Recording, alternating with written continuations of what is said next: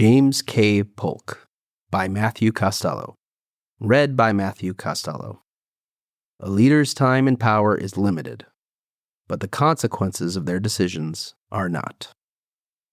Throughout the summer months of 1844, newspapers across the country printed the bolded question, "Who is James K. Polk?" Earlier that May, the Democratic Party unexpectedly nominated the former Speaker of the House of Representatives as its presidential candidate. Polk's opponents mocked him as someone who could not even win a governor's race in his home state of Tennessee, let alone the presidency. They accused him of changing his views for political expediency, and one columnist in the Knoxville Weekly Whig even called him a slave of Andrew Jackson. The two men were indeed political allies and friends, and Polk's allegiance to Jackson had earned him the nickname Young Hickory. Like many quips in American politics, Polk's supporters quickly embraced the phrase, "Who is James K. Polk?" and used it to defend his positions and ridicule Kentucky Senator Henry Clay, the Whig Party presidential candidate who ironically also struggled to win elections. After Polk was narrowly elected that fall, his supporters continued to use the phrase to taunt detractors, answering gleefully with the line, "He is the President of the United States." Today, the question is no longer posed as political satire, but rather one of genuine curiosity. Who was James K. Polk? And what's one important lesson that Americans today and beyond can apply from his life and leadership? James Knox Polk was born in a log cabin in North Carolina in 1795. The Polk family soon thereafter moved to Tennessee, where James would eventually begin a career in politics. He attended the University of North Carolina and returned to practice law in Columbia, Tennessee. In 1824, he married Sarah Childress, a well-educated woman from a prominent family. Their partnership became the foundation for Polk's rise to the national stage. Many 19th century spouses were confidants and gracious hostesses, but Sarah Polk was also a behind-the-scenes political operative, assisting with speeches, advising on issues, and even controlling access to her husband. Within their household, the Polks relied on enslaved people to provide many of the comforts and necessities they required. They also owned several plantation properties in Tennessee and Mississippi, further demonstrating that slavery sustained both their lifestyle and livelihood. Polk was elected to the state legislature and later Congress, where he served 7 terms in the House of Representatives, 2 of them as Speaker. Polk returned to Tennessee and was elected governor. However, he lost 2 subsequent elections, leaving many to believe that Polk's political ascent was over. When the Democratic Party convened in May 1844, few would have surmised that Young Hickory would capture the nomination, but the party divided into factions over Texas annexation. Former President Martin Van Buren, who rejected annexation while in office to avoid war with Mexico and ease tensions between abolitionists and pro-slavery forces, was unable to secure the nomination. This left the door open for Andrew Jackson's protege and America's first dark horse presidential candidate.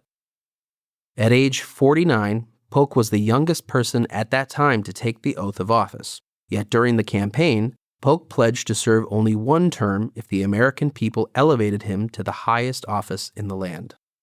Most politicians would not dare to make such a promise, then or now, or at the very least, offer some vague wording to placate supporters, keep political opponents on the defensive, and maintain some leverage with Congress.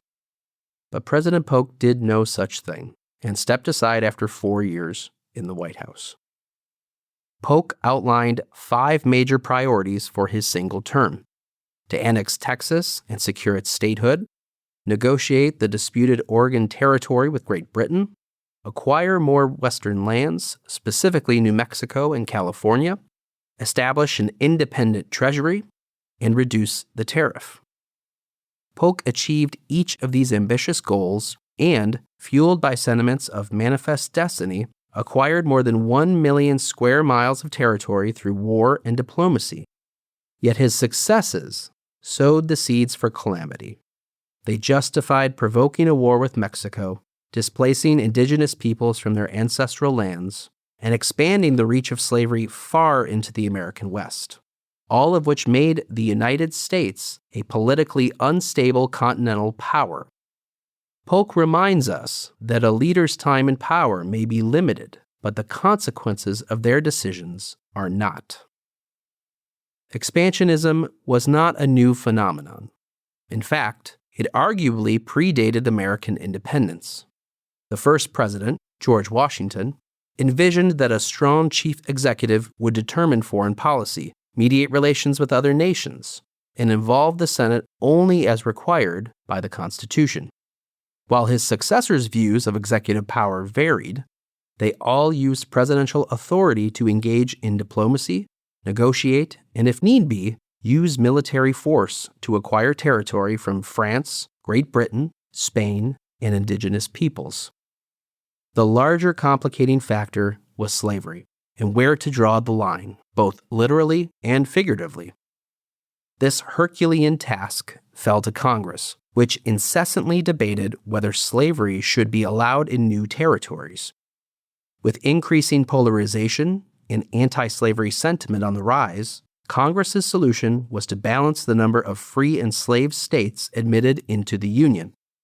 Territorial gains often foreshadowed political crises, and while Congress diffused these situations with fragile agreements like the Missouri Compromise of 1820, every subsequent escalation made this balancing act that much harder to sustain. The long-standing border disputes between the United States, Mexico, and Texas offered President Polk the opportunity to pursue one of his major policy objectives. When diplomacy failed, he directed General Zachary Taylor to march U.S. troops into contested territory between the Nueces and Rio Grande rivers. The Mexican government, which did not recognize Texas independence nor its proclaimed boundary of the Rio Grande River, viewed the American soldiers as an invading force and attacked them. In his message to Congress, the president stated, "Mexico has passed the boundary of the United States, has invaded our territory, and shed American blood upon the American soil." Polk's framing of the conflict as one of national pride and self-defense persuaded members of Congress to vote overwhelmingly for war, though it was not without controversy. A then relatively unknown Whig representative from Illinois, named Abraham Lincoln, accused the president of inciting bloodshed, introducing several resolutions asking the administration to identify the exact spot where the conflict began on American soil. Representative David Wilmot of Pennsylvania attempted to add an amendment to the War Appropriations Bill prohibiting slavery in any future territory acquired from Mexico. While it never passed the Senate, Wilmot's proviso marked an important turning point as anti-slavery forces began to coalesce and politically organize, later forming the Free Soil Party and eventually the Republican Party that Lincoln led as a president. The Treaty of Guadalupe Hidalgo resulted in the United States receiving more than 525,000 square miles of territory from Mexico, today known as New Mexico, California, Utah, Nevada, and portions of Arizona, Colorado, Wyoming, Kansas, and Oklahoma. It was the largest territorial expansion since the Louisiana Purchase in 1803, and arguably Polk's greatest accomplishment as president. However, his aggressive pursuit of expansionism fractured the two-party system over the issue of slavery. These territorial gains widened sectional divides over slavery's expansion, heightened political turmoil, and put the country on the path to civil war. Polk's achievements ultimately came at a great cost, though he did not live to see it. After leaving the White House, the Polks embarked on a tour of the states, and the former president was celebrated and cheered by crowds along the way. Near the end of the trip, Polk likely contracted cholera and died a little more than 100 days after leaving office, the shortest post-presidential tenure of any U.S. president.